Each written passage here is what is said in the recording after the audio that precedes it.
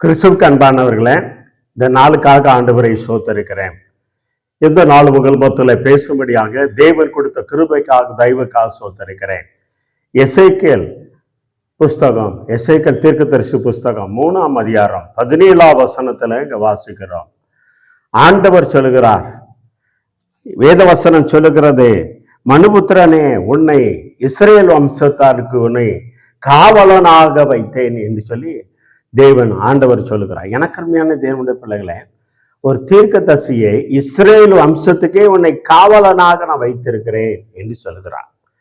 வேதத்துல பார்க்கிறோம், காவல் என்று சொல்லப்பட்டால் அநேகத்துல இன்னைக்கு தேசத்தை, ஒரு மாநிலத்தை காக்கிறது காவல்துறை அதிகாரி இருக்கிறாங்க.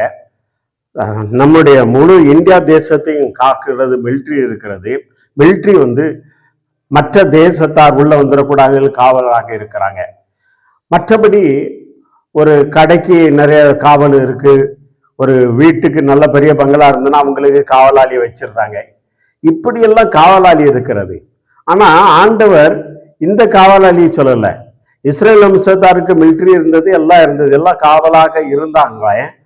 ஆனா தேசத்துல சத்துரு கிரியை செய்து விடாதபடி ஆண்டவர் காவலனாக வைக்கிறார். எனக்கருமையான தேவனுடைய பிள்ளைகளே, இரவிலே நடமாடும் சத்துரு யாரை விழுங்கலாம் என்று தேடிக்கொண்டு வருவான். களைகளை விதைக்க வருவான், வியாதிகளை விதைக்க வருவான், இன்னும் பலவிதமான போராட்டங்களை விதைக்க வருவான். ஒரு குடும்பத்துல என்ன பண்ணுவாங்க, விதைக்க வரும். அதுக்கு என்ன வேண்டும் என்றால், காவல் ஒரு ஊழியக்காரனை ஒருவேளை அந்த தேசத்துக்கே ஆண்டவர் காவலனா வைப்பார்.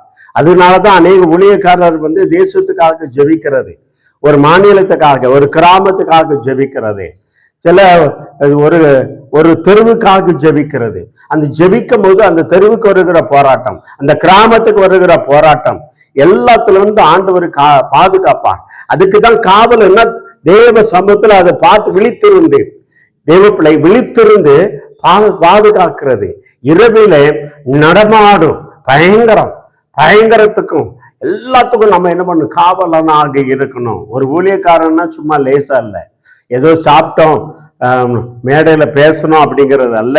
அந்த ஜனங்களுக்காக அவன் காவலனாக, அவனுக்கு இரவும் பகலும் அவன் என்ன பண்ணணும்னா காவலனாக இருக்கணும். அந்த ஜனங்களுக்கு திறப்புல நிற்கிறவனாக அவன் காவலனாக இருக்கணும். காரணம், சத்துரு யாரை விழுங்கலாம் என்று அவன் வகை வீசி தேடி கொண்டு வருகிறான்.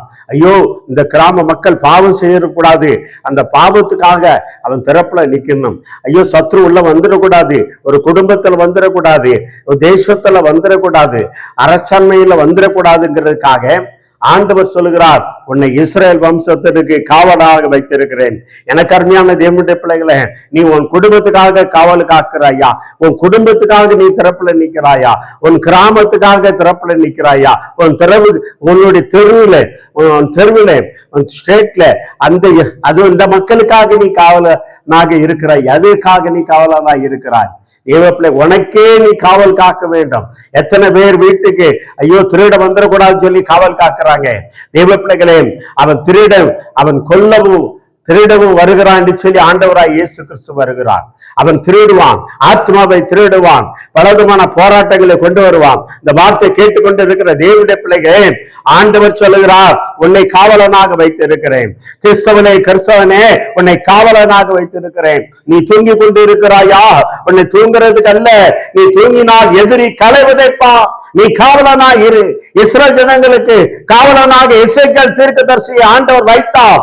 இன்னைக்கு உன்னை எண்ணி தெரிந்து கொண்டார் என்றால், தேவப்பிள்ளை, உலகபுரமான வாழ்றதுக்கல்ல, இந்த தேசத்தை சத்ரு விடுவது நீக்கிறதுக்காக, தேசத்துக்கு உள்ளே சத்ரு வரவிடாதபடி பாதுகாக்கிறதுக்காக உன்னை காவலனாக வைத்திருக்கிறார். தேவப்பிள்ளைகள், நீ அதை மறந்து விடாதே. ஏதோ ஆண்டவர் என்னை தெரிந்து கொண்டா, என்னை பாவத்திலிருந்து சாரத்திலிருந்து விடுதலை கொடுத்தார் அப்படிங்கிற அல்ல. உன் குடும்பத்துக்கே நீ காவல் காக்கலன்னா வேற எந்த குடும்பத்துக்கு நீ காவல் காக்க முடியும்? தேவப்பிள்ளைகளை, உன் குடும்பத்துக்கே நீ காவல் காக்கணும். உன் தெருவுக்கு, நீ இருக்கிற பகுதியில பக்கத்து வீட்டுக்காரனை நீ தான் காக்கணும். அந்த குடும்பத்துக்காக நீ தான் திறப்புல நிக்கணும். தேவப்பிள்ளைங்க, அப்படி நிக்கும் போதுதான் ஆண்டவர் உன்னை மேன்மைப்படுத்துவா, ஆண்டவர் நோடு கூட பேசுவா. தேவப்பிள்ளைகளை, எசேக்கியேல் தீர்க்கதரிசியை ஆண்டவர் பல இடங்களுக்கு கொண்டு போனார் ஆவியிலே. தேவப்பிள்ளைகளை, அவர் சொல்லுகிறார், என் என் இஸ்ரேல் வம்சத்தானுக்கு மனுபுத்திரனே உன்னை இஸ்ரேல் வம்சத்தானுக்கு நான் உன்னை காவலனாக, மனுபுத்திரியே உன்னை நீ இருக்கிற எழுதில் உன்னை காவலனாக வைத்திருக்கிறேன். ஒரு சபைக்கு காவல் காக்கிறது ஒரு மேய்ப்பன். தெய்வ பிள்ளைங்க ஒரு தீர்க்கதரிசி தேசத்துக்கே அவன் என்ன பண்ணுகிறான்? காவல்காரனாக இருக்கிறான். தேசத்துக்காக திறப்புல நிற்கிறான், தேசத்துக்காக மன்றாடு இருக்கிறான். அதான் நீ காவல் காக்கிறது. தெய்வ பிள்ளைகளே, நீ எந்த நிலைமையில இருக்கிறாய் சற்று ஆராய்ந்து பாருங்கள். தெய்வ பிள்ளைகளே, என் கையில, என் குடும்பத்துல, என் தெருவில், என் கம்பெனியில, என் தொழில, வேலையில நான் காவலனாக இருக்கிறமானா தேவ பிள்ளை, மற்றவர்களை போல நீ சாதாரண மக்களா இருக்கிறாயா? நீ அறிந்து கொள் தேவ பிள்ளைகளே. அப்படி இல்லை என்றா இன்னைக்கு ஒப்புக்கொடு. ஆண்டவரே, இந்த பகுதியில என்னை காவலனாக வைத்திருக்கிறேன் ஆண்டவரே என்று சொல்லி தேவ சமூகத்துல ஒப்பு கொடுப்பாயா? ஆண்டவரே, கோடி சோத்திரனப்பா.